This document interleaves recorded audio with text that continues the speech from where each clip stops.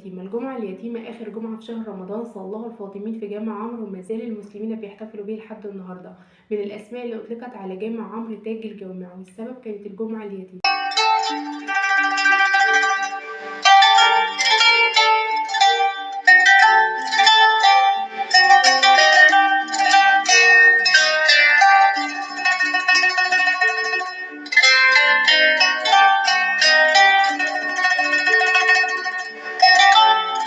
في رمزية مهمة جدا في جامع عمرو، إنه بيجاور كنيسة والمعبد اليهودي في 100 متر واحد، يعني 3 أديان موجودين جنب بعض. فدي رمزية مهمة جدا للتسامح على أرض مصر.